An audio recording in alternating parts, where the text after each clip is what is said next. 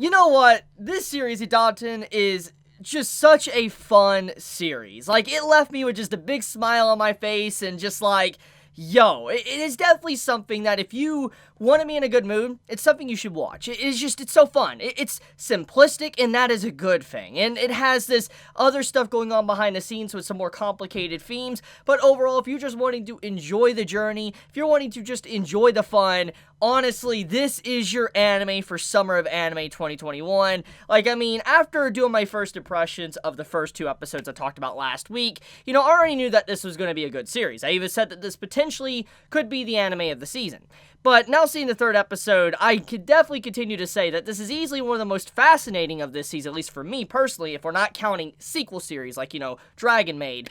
But I'm just saying that Idaten, it just quality. It's so beautiful as well. Like, the color palette, I know I talked about that a lot in my first impressions, but it's just so relevant while watching the 3rd episode. Like, just the colors. The colors are just so insane. Like, you just see how it really tells, emotion through it. Like, when you look at an art piece, when you look at, let's say, animation, sometimes you could feel the emotion of the artist within that work. It is something in manga, constantly used in manga, like, for instance, Tokyo Ghoul. I love Tokyo Ghoul when Ashita Sui is able to express wonderful emotion through his artwork, and this goes for almost any mangaka in that field. For instance, just working on manga, you can actually feel the emotion kind of coming out of it, seeping through the pages, and that's what I get while watching Idaten. You have it to where the colors really just represent the raw emotion of each individual scene. Like, when you have the character like Nick pop up to go up against our deities,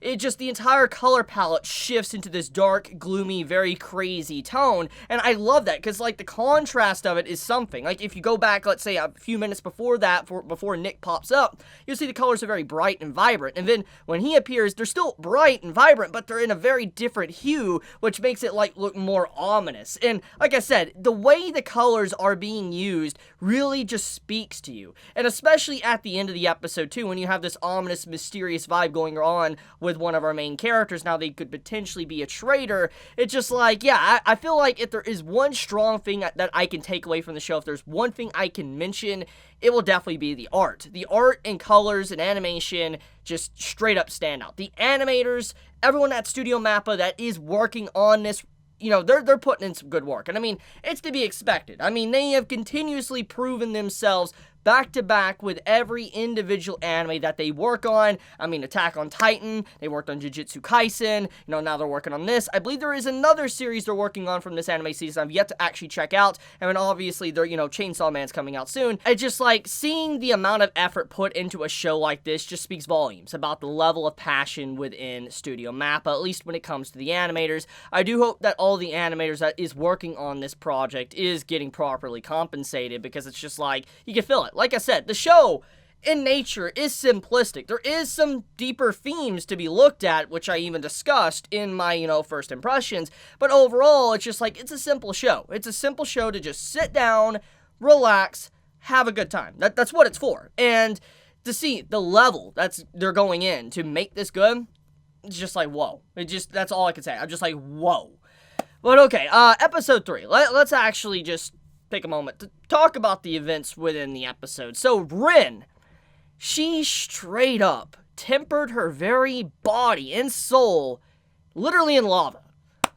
Yo, that's insane. Like, that's hardcore. Like, that's legitimately hardcore. Like, imagine, she literally tempered her very being, her body, in lava.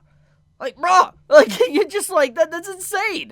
So, it makes so much sense now why, Rin is just so unbelievably powerful in comparison to the one she's training. It's like, she, took her own fear and powering up to a whole other level. Like, she honestly did some things I don't even think Goku would potentially do, like bathing in literal lava to get strong. I mean, that's just, holy crap. Like, let me get into the intricate details of it. So, basically, we can go back to the past when Rin became isolated, when she was the last one around, the last deity around, and, her entire family left her to create the demon seal. And basically, amongst finding out that she was the last one left, she was very alone. She was lonely, scared, feared that she would be attacked by demons, she would die. And she literally cowered in fear and ran away for about 50 years. At least that's what the narrator told us. And because of that, she eventually decided, okay, there obviously isn't any more demons around because she didn't see them within 50 years. So she decided to say, you know what, I want to get stronger. So she literally went and trained herself to become more powerful, took it to a whole other level by, like I said, bathing in literal lava to strengthen her body. So just when you look at the fundamentals of everything, she really took it to heart about being strong. Face your fears, don't turn away. It makes so much sense now why she is like she is. Also, if that is the case, to get that powerful, it does make me wonder if our characters, our main characters, are going to have to do something very similar to get stronger, or if they're just going to have to slowly temper their body through fighting these demons that are appearing, which that goes into the next subject I want to talk about. These demons that are within this story. So, according to what Rin said herself, is that she always pictured demons to be very unintelligent. They were not intelligent whatsoever, and they were individuals that were just monstrosities, monsters, and they weren't really humanoid looking. And basically, she's when she was fighting the kid, Nick, she's are you really a demon? Are you? I mean, eventually, yeah, he admitted it, but she was shocked, though, to see such an intelligent demon, and it was this is so strange. After all those fears and worries I had in the past, you're not like this anymore. It's kind of interesting, and it makes you wonder exactly if these demons are really on the bottom of the totem pole, or if there is potential for them to become something like, let's say, a demon king, like a mock demon king. I mean, I'm super curious about that, because, from everything we know, the demons are technically sealed. But obviously some demons are around, and apparently they're able to continue appearing, because we found out within the episode that, it took 100 years to make 60-something demons, or 300-something demons. I'm probably getting my numbers mixed up. But basically, in that time span, they managed to get that many demons up. So it's just clearly, demons are able to appear somehow, we just don't know what. Most likely, it was a very under-the-radar, very weak demon that managed to kind of avoid being sealed, and then most likely eventually started to corrupt humans and just build up their power or something and turn them into new demons. Maybe that's what's going on. But so far, everything that's building up right now, it's kind of hinting at that the demons aren't really the main threat. It's actually the deity, the Idaten, that is actually our main character's friend. That is doing some shady things behind the scenes and trying to really figure out how their powers work. You see one literally at the end of the episode create fire from his hands, which is basically magic. He even admits that he's able to do things that are magic-like. So I feel like things are going to definitely escalate rather quickly once they start to find out the limits of what they're actually capable of. And that's the question. Since they're technically deities, like gods, I wonder if, our characters, a few of our characters might start to believe that they're gods way above humanity and want to ascend to godhood. Truly be the king of everyone or god of everyone. I wonder if that's the actual main plot going on behind the scenes, or if I'm wrong. And it'd be cool if that is the truth and the demons have to pitch in and kind of stop that and kind of restore balance, like a yin and yang situation, which is what I talked about in my first impressions. But, okay, so another thing, before I kind of slowly wrap up this video, I want to talk about Rin's quick fight she had with Nick.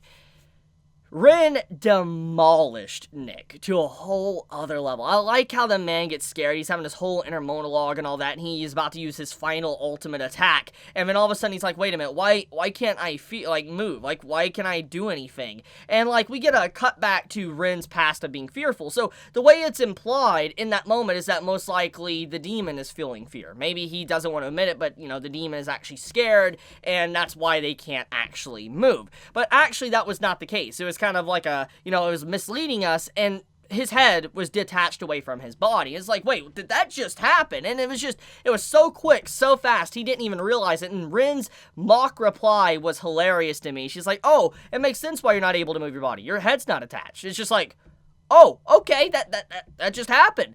So yeah, all I want to say is that Idaten is such a good anime. It's so fun to watch. I'm having a good time with it, and hopefully I'm not the only one that's really just having a blast while watching it week after week now. I can't wait for episode 4, though, because it's this is some quality stuff, and I'm so happy to see so many people kind of took my recommendation as well. I saw people last week's yo, this is actually really good. Glad to see that. But, I want to wrap it up there. Let me know your thoughts in the comments below, how you felt about this series. Are you going to continue watching the series? Because, you know, we're 3 episodes in, and if you follow the 3-episode rule, technically this is the episode where you're either going to write off the series or you're going to continue watching the series. Let me know your honest thoughts if you loved it or you hated it, and if you're going to drop it or not. But with that, guys, be safe, stay healthy, Chibi out.